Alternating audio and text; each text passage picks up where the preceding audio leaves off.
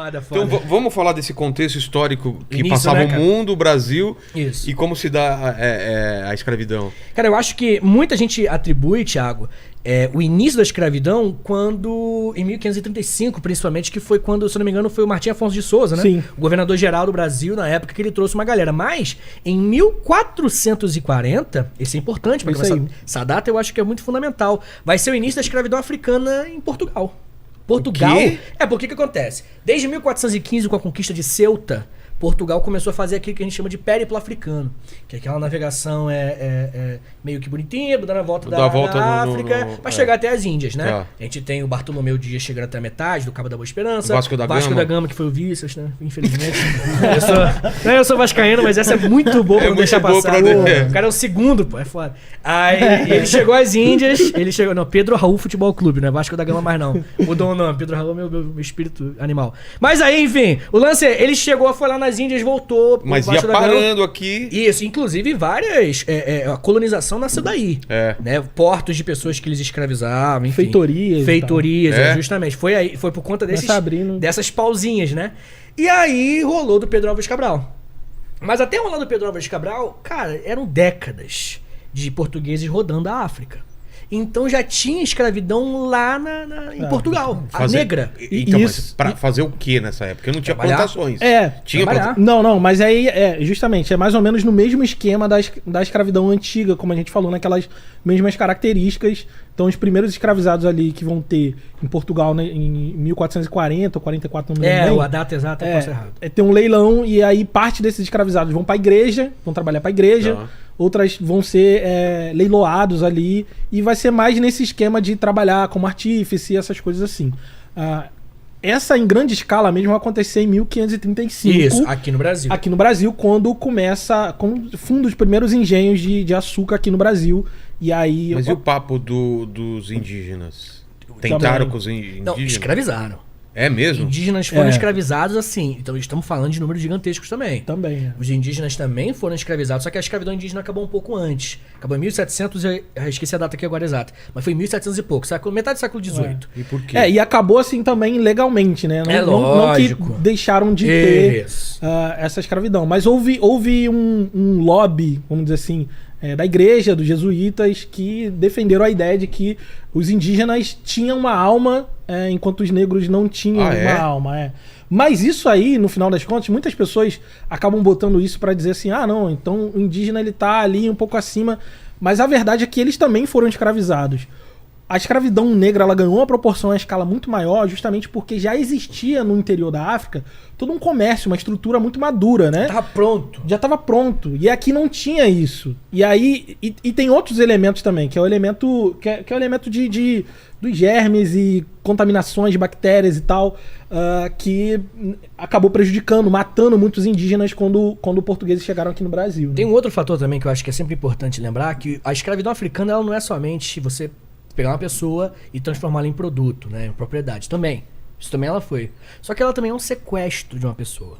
Você tá pegando uma galera da África, um lugar completamente diferente, literalmente um outro continente, e tá trazendo pro Brasil. E você não tá pegando pessoas do mesmo povo. Propositalmente colocavam pessoas de diversos povos diferentes africanos que às vezes não falavam a mesma língua. Dificulta essa...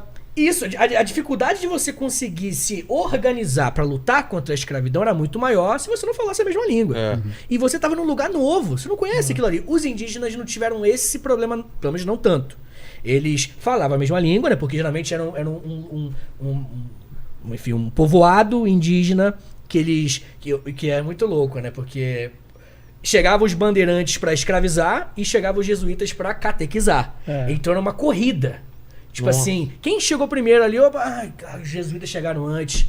Então agora catequizou, virou cristão, não posso mais. Entendi. E Tem aí, alma agora. Agora tem alma. Então ficava nessa corrida. E aí os indígenas, eles tinham essa unidade muito mais organizada já, porque eles moravam ali, né? Há muitos milhares de anos. E eles também conheciam o Brasil. Então, a fuga de indígenas para o interior, que vai inclusive, o Ailton Krenak fala muito bem disso, inclusive, que vai criar o conceito de terra sem mal. é um conceito de que no interior do Brasil há uma terra sem mal, que é a terra sem o branco escravizando, né? Muitos povos indígenas correram pro interior por causa disso. Eles são muito mais preparados, por conta dessas questões e muitas outras, né? Pra conseguirem resistir à escravidão. E aí, enquanto isso, os portugueses estavam passando na África e falando, cara, aqui tá pronto.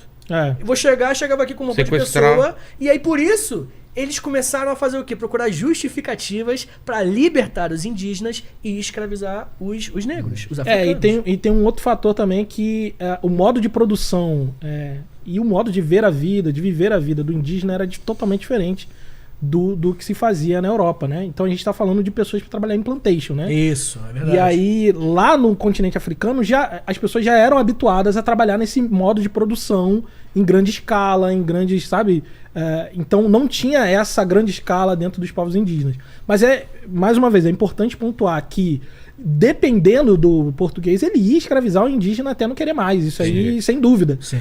Só que houve, primeiro, um grande genocídio, não só de guerra, mas também, como eu disse, biológico, né? Então muita gente morreu. E a oferta e a quantidade de pessoas que tinha na África, todo esse fator que o Vitor falou, de estar distante do seu território original e tudo mais. O lobby dos traficantes de escravo, o lobby bancando o governo, falando, não mantém isso daqui porque é melhor, porque eu tô ganhando muito dinheiro, tu vai manter isso aqui, toma essa grana. É importante falar que, assim, o primeiro grande comércio de Portugal, antes mesmo das especiarias, foi o tráfico de escravos. Por quê? Antes deles começarem a traficar escravo para eles, para trazer para as Américas e trabalhar nas plantations, eles faziam um circuito que era do Golfo do Benin para a Costa do Ouro. Então ele trazia de um ponto, né, da meiuca da África para o norte da África e vendia. E isso era muito lucrativo, porque eles compravam muito barato e vendiam muito caro. Porque em vez de fazer uma rota interna, que vai ter, né, muito mais risco de perder, de morrer, eles já tinham domínio do mar, já tinham domínio das rotas. Décadas atravessando o Oceano Atlântico. Então, era muito mais fácil e barato para eles. Então, eles já lucravam antes mesmo de começar a escravidão no Brasil. Então, o contexto da escravidão do Brasil quando começa aqui no Brasil, a coisa já está muito madura em Portugal, já está muito madura no continente africano.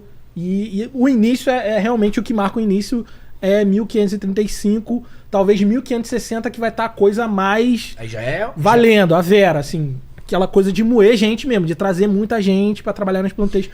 Porque o açúcar é mais valioso do que o ouro, chega um momento, assim, é um bagulho... o açúcar brasileiro, até o açúcar das Antilhas ultrapassar, ele foi o produto principal do Brasil. O Brasil pensou que ia vender açúcar pra sempre. É mesmo?